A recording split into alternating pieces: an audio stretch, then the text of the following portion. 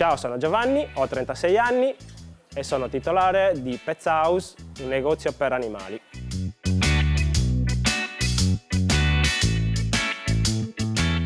All'inizio io sono stato dipendente, quindi ho fatto 1 anno e mezzo, diciamo, seguito dal vecchio titolare, poi il vecchio titolare ha deciso di vendere l'attività, diciamo così, e quindi ho intrapreso la carriera di imprenditore.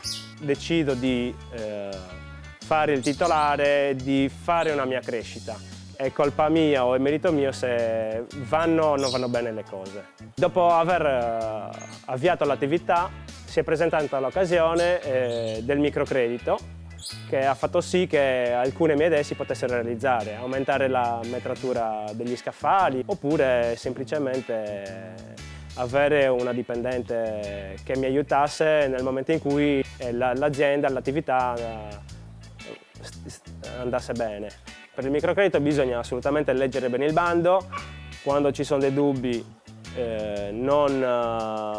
bisogna soffermarsi un attimo, capire bene se ci sono dei problemi, chiamare i centri assistenza preposti che sono gentili, cordiali e mi hanno sostenuto e mi hanno aiutato a compilare il modulo di richiesta. Per fortuna, tra l'altro, a fianco al mio negozio c'era un'altra persona che ha chiesto sempre il microcredito e quindi ho fatto riferimento anche a quello che era la sua richiesta per capire bene su alcune domande che cosa dovevo scrivere. È uno strumento valido, tasso zero, restituibile a rate. Infatti molte volte quando magari sento amici che vogliono aprire qualcosa consiglio sempre di fare riferimento al microcredito, alla SFIRS, perché è uno strumento molto valido.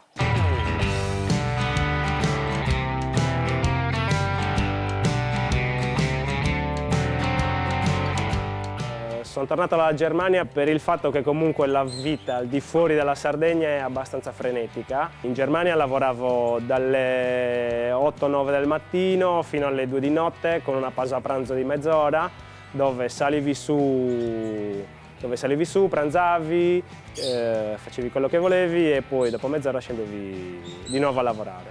Per cui ho deciso di dare la mia vita a uno stile più rilassato, più sano secondo me, e quindi ho preferito e ho scelto di stare in Sardegna.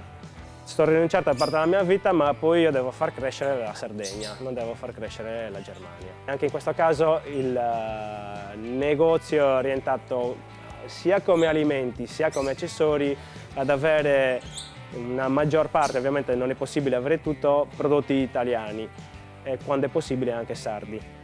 Chi vuole aprire un'attività non solo del mio settore ma in linea generale deve resistere a lavorare sodo e avere un contatto col cliente, quindi ogni esperienza ti forma in qualcosa. Bisogna cercare di carpire da ogni esperienza i lati positivi. Siate curiosi e appassionati.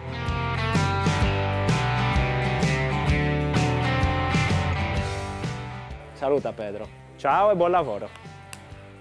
Non lo dice.